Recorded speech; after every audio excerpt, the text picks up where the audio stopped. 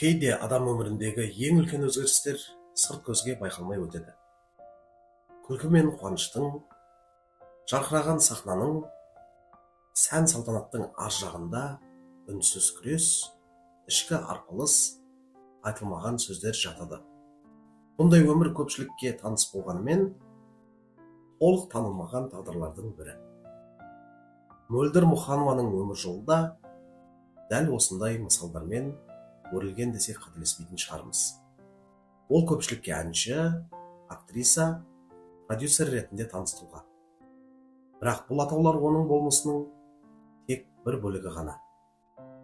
Шын мәнінде оның өмірі ізденіс, үнсіздік, қайта оралу және ең бастысы өзін табу жолындағы ұзақ сапар.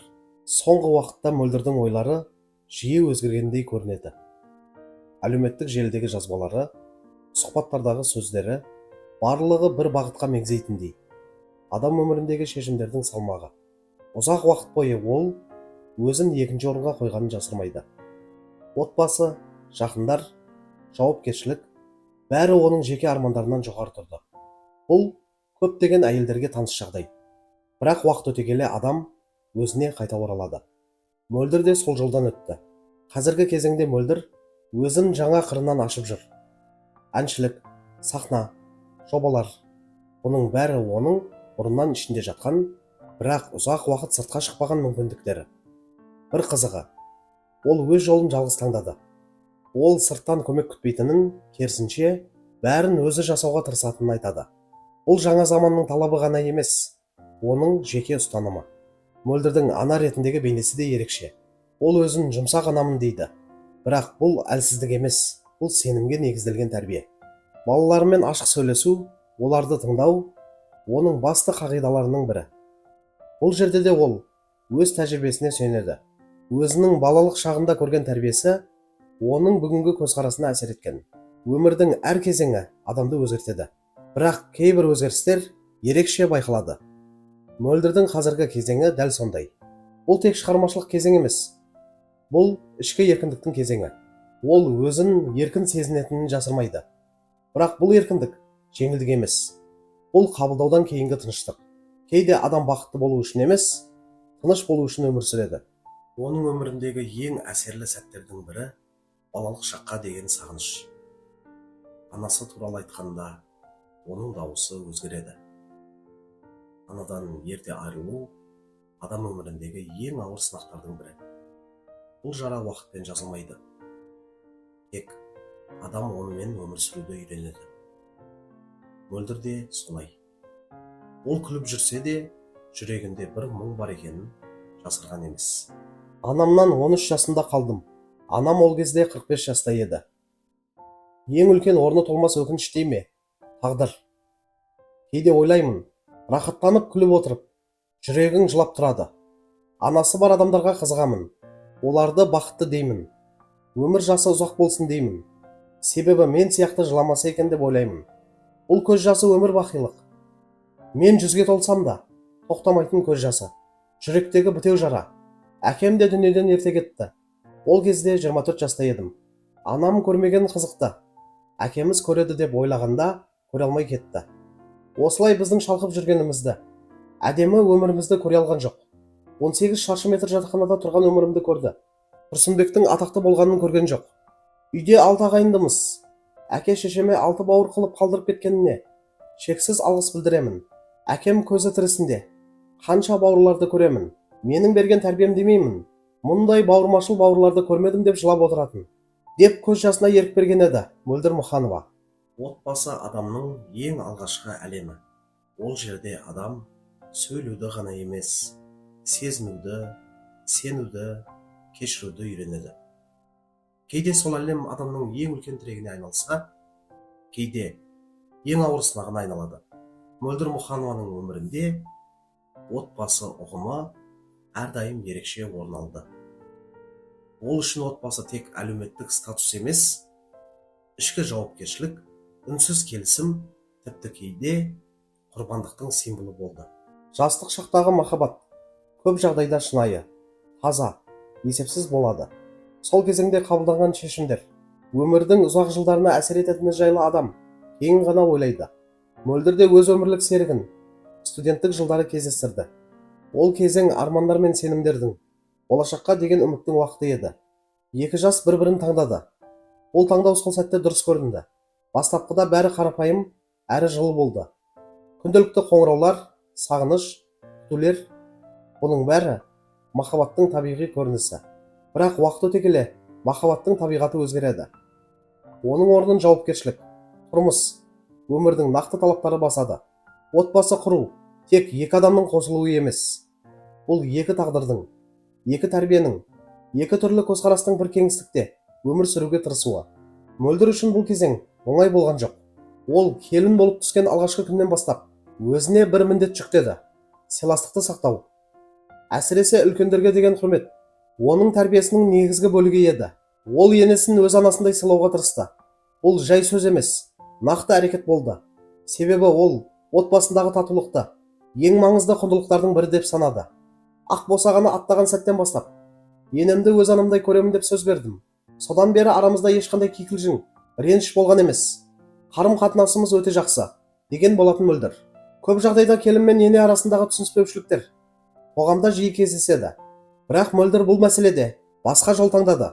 Үнсіз түсіну, сабыр және шекараны сақтау. Уақыт өте келе отбасы кеңейеді. Балалар дүниеге келеді. Сол сәттен бастап адамның өмірі түбегейлі өзгереді. Ана болу тек қуаныш емес, үлкен жауапкершілік. Мөлдір 5 баланың анасы ретінде бұл жауапкершілікті толық сезінді. Ол үшін балалар өмірінің ең маңызды бөлігі. Бірақ кез келген отбасы тек қуаныштан тұрмайды. Уақыт өте келе сынақтар басталады. Кейбір мәселелер сырт көзге көрінбейді. Олар үйдің ішінде, жабық есіктің ар жағында қалады. Бірақ сол мәселелер адамның ішкі күйіне қатты әсер етеді. Мөлдірдің өмірінде де осындай кезеңдер болды. Ұзақ уақыт бойы ол көптеген қиындықтарды ішіне сақтап келді. Бұл оның таңдауы болды. Себебі ол отбасының тұтастығын сақтағысы келді. Отбасындағы сенім ең нәзік әрі ең маңызды нәрсе. Бір рет бұзылған сенімді қайта қалпына келтіру өте қиын. Мөлдірдің өміріндегі ең ауыр кезеңдердің бірі дәл осы сенім мәселесімен тікелей байланысты болды. Бұл туралы ол ұзақ уақыт бойы ашық айтқан жоқ. Бірақ уақыт өте келе кейбір шындықтар айтылуға тиіс болды. Ол бір сұхбатында отбасындағы қиындықтардың жылдар бойы жалғасқанын жеткізген еді. Жүрегім жылап тұрса да, сырттай күліп, жарамды елден жасыруға көп күш жұмсадым. Бірақ ер адамдарға деген құрметім азайған жоқ. Өйткені олар барда, біз әйелміз, нәзікпіз. Қазір менің бір ғана мақсатым бар: өзімді және 5 баламды асырау. Менің шығармашылығым хайп үшін емес, тіршілік үшін. Өтінемін, түк күнәсі жоқ балалардың жүрегін ауыртпаңыздар. Подкастта 21 жыл деп шатасыппын. Шын мәнінде 22 жыл бірге өмір сүрдік. Бұл жылдар мені мықты етті, ана етті.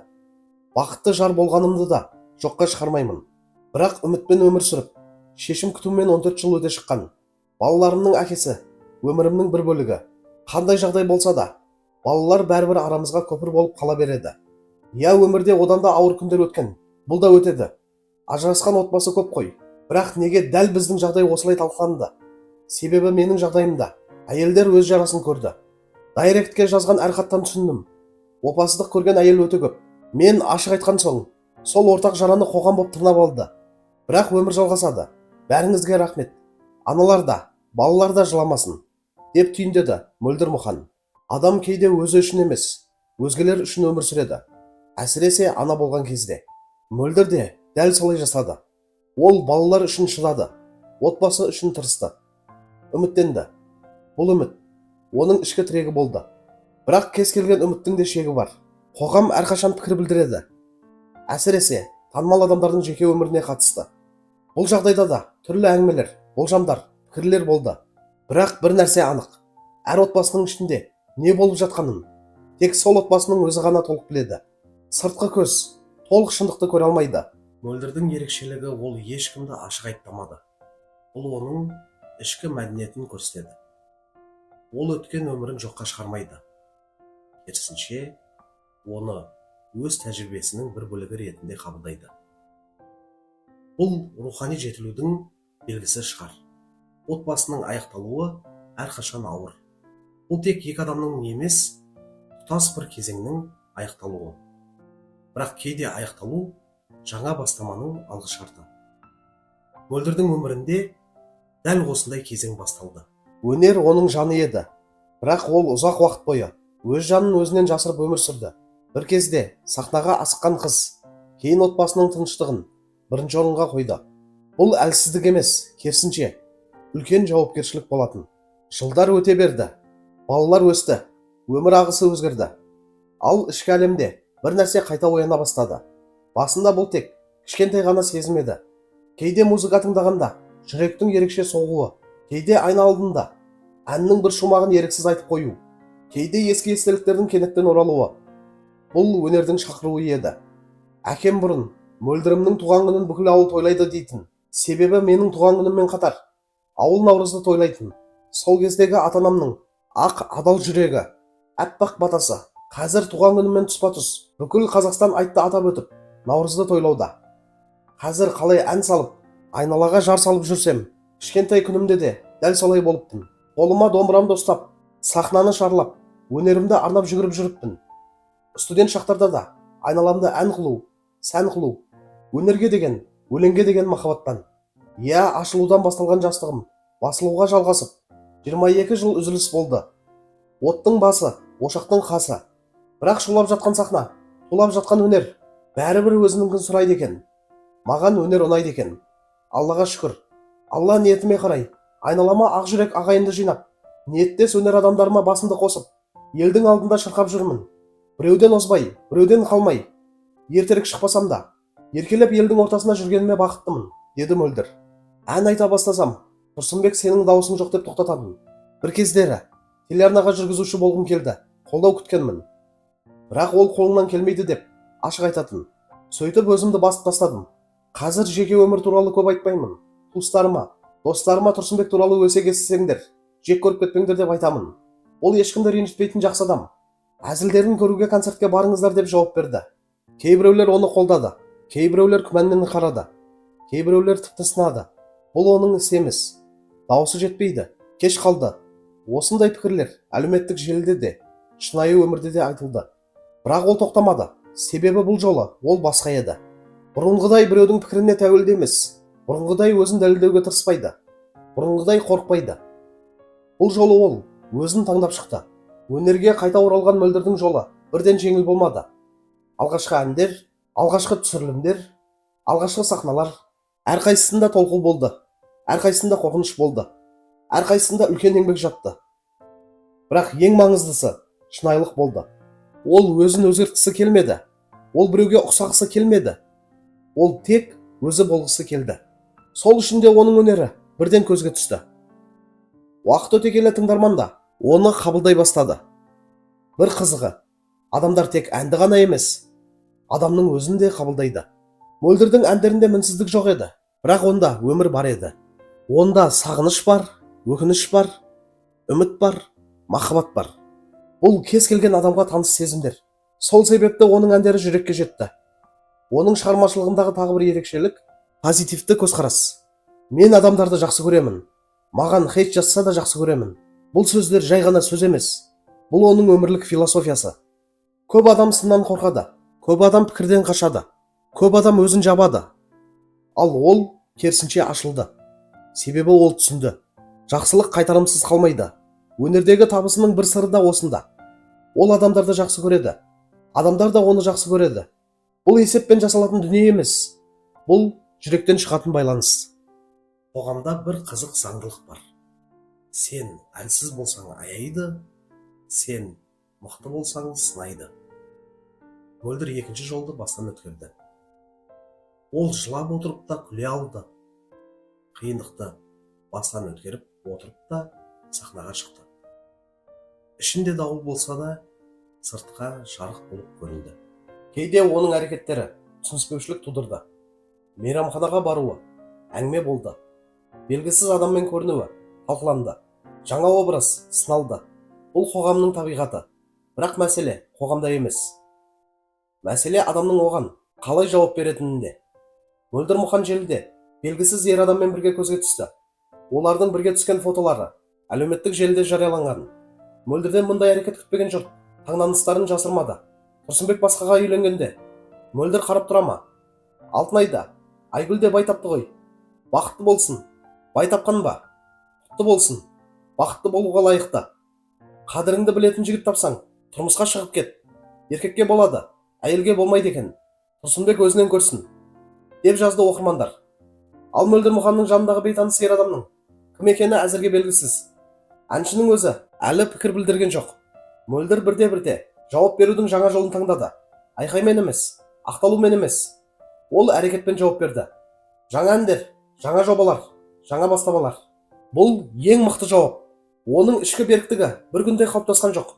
Бұл жылдар бойы жиналған тәжірибе.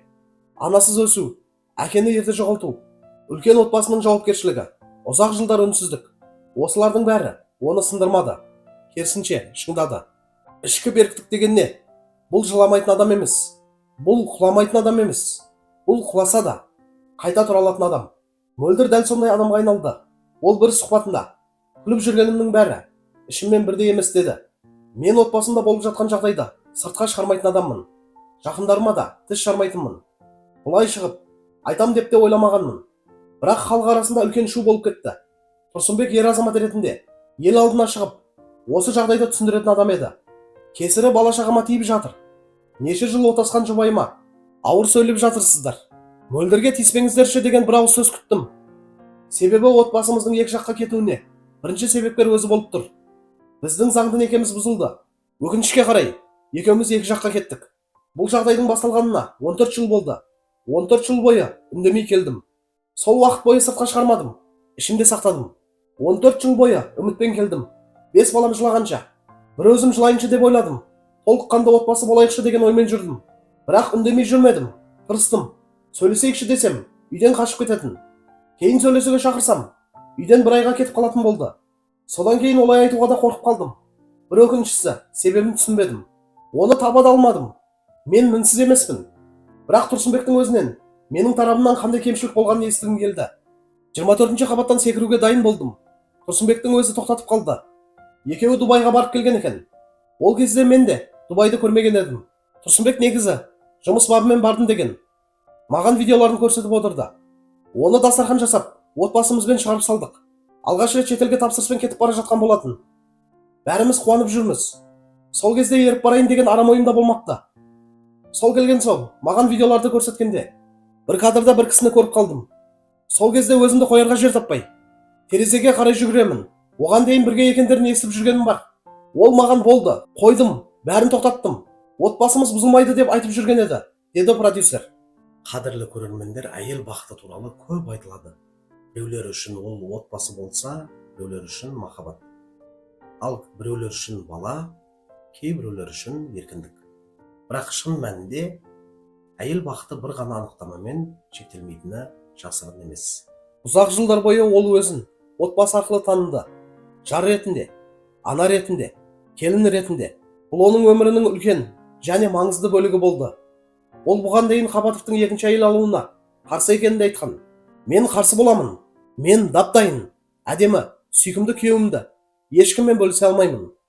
Кешіріңіздер, жоқ. Мен қызғаншақпын. Тұрсынбек олай айта алмайды. Ондайға көнбейтін адаммын, деді ол. Кейде ол жұптарды көріп, қызығып қалатынын да жасырмады. Бұл өте адамға тән сезім. Себебі махаббат адам өмірінің маңызды бөлігі. Кейде жұптарды көрген кезде қызығып қаламын. Оның жасыратын несі бар? Көшеде қолынан ұстап, көшеде жүргім келеді. Қазір мен қайтадан 22 жыл артқа барудамын. Ол да қызық екен. Бірақ мен қыздарға кеңес бермеймін. Ажырасыңдар деп үгіттемеймін. Ажыраспаңдар. Басыңа сондай күн түссе, оны да қабылдау керек. Өзімді қазір бойдақ, еркін сезінемін, деді Мөлдір Мұхан. Қазіргі қоғамда көп адам жалғыздықтан қорқады. Сол себепті кейде өзіне қажет емес қарым-қатынастарға түседі. Ал Мөлдір керісінше жолды таңдады. Ол жалғыздықты қорқыныш емес, мүмкіндік ретінде қабылдады. Ол әйелдерге берген кеңесінде өздеріңе сеніңдер, дамыңдар, бір ғана жолмен шектелмеңдер деді. Бұл сөздер жай кеңес емес. Бұл оның өз өмірінен өткен қорытынды. Қазіргі заман, мүмкіндіктер заманы. Бұрын бір адам, бір ғана мамандықпен өмір сүрсе, қазір бірнеше бағытта дамуға болады. Мөлдір осыны толық пайдаланды. Ол әнші, продюсер, медиа тұлға, ана. бір адамның бірнеше қырын біріктіре алатынын дәлелдеді. Өмірде бәрі бірдей болмайды. Бір күні қуаныш, бір күні сынақ. Бірақ ең маңыздысы солардың арасында өзіңді жоғалтпау. Мөлдір осыны үйренді. Өткенге қараса тәжірибе, бүгінге қараса мүмкіндік, ал болашаққа қараса үміт. Жаңа кезең әрдайым сұрақпен басталады. Енді қайда? Мөлдір үшін бұл сұрақ қорқыныш емес, бақыт болды. Болашаққа қадам тек мансап емес. Бұл өмірді толық қабылдау. Мөлдір үшін бұл ана болу, өнерде болу, қоғамда өз орнын табу. Үшеуін қатар алып жүру үлкен еңбек. Бірақ ол бұдан қорқпайды. Оның тағы бір ерекшелігі үйренуден тоқтамауы. Қанша тәжірибесі болса да, ол өзін дайынмын деп есептемейді. Керісінше, мен әлі де өсіп жатырмын дейді. Көпшілік оны әртүрлі қабылдай береді. Бірақ оның бақыты анық. Ол енді өткенге байланып қалмайды. Болашақтан қорқпайды. Бүгінмен өмір сүреді. Ол бір кезде өмірде мамандық таңдаудан гөрі жар таңдаудан қателеспеңіздер. Мен қателестім деген еді. Бұл сөз өкініш емес. Бұл тәжірибе. Ал тәжірибе болашақтың іргетасы. Өмір оны өзгертті. Бірақ ол сол өзгерісті қабылдай алды. Бұл ең үлкен жеңіс. Адам тағдыры бір ғана жол емес, ол мың бұрылысы бар. Кейде жарық, кейде тұманды, кейде түсінікті, кейде жұмбақ сапар. Сол сапарда адам өзін жоғалтып қалады, қайта табады да. Мөлдір Мұханова, оның өмірі дәл осындай тағдырлардың бірі десек болатын шығар. Жастық шағы арман, отбасы кезеңі жауапкершілік, сынақ кезеңі төзім, өнерге оралу батылдық, қоғаммен бетпе-бет келу беріктік. Ал жаңа өмір, саналы таңдау. Бұл бір адамның ішінде өткен тұтас өмір. Өмір оны сынады, сындырғысы келді. Бірақ ол сынбады, себебі оның ішінде бір күш бар еді. Бұл тәрбие, тәжірибе, жүрек тазалығы. Оның анасы мен әкесінен ерте айырылуы өмірдің алғашқы сынағы болды. Бірақ сол сынақ оны әлсіз етпеді. Керісінше, ерте есейтті. Үлкен отбасының ортасында өсу жауапкершілікті, сабырды, бірлікті үйретті. Отбасы өмірі тағы бір үлкен мектеп болды. Онда ол сүйді, сенді, күтті, шыдады. Бұл кезеңде ол өзін ұмытып та кетті. Бірақ бұл көп әйелге таныс жағдай. Өмірдің бір шындығы бар. Кейде адам басқалар үшін өмір сүріп жүріп, өзін жоғалтады. Мөлдір де сол жолдан өтті. Бірақ ең маңыздысы, ол сол жерден қайта шықты. Бұл әркімнің қолынан келе бермейтін нәрсе. Бақыт біреуге тәуелді емес. Бақыт жағдайға байланысты емес. Оның өмірлік философиясы қарапайым, бірақ терең. Адамдарды жақсы көру, өмірді қабылдау, өзіңді жоғалтпау. Мөлдір Мұханова мінсіз адам емес, және ол соны дәлелдеуге тырыспайды. Бірақ ол шынайы. Ал шынайылық ең үлкен құндылық. Ол жылады, ол күлді, ол құлады, ол тұрды.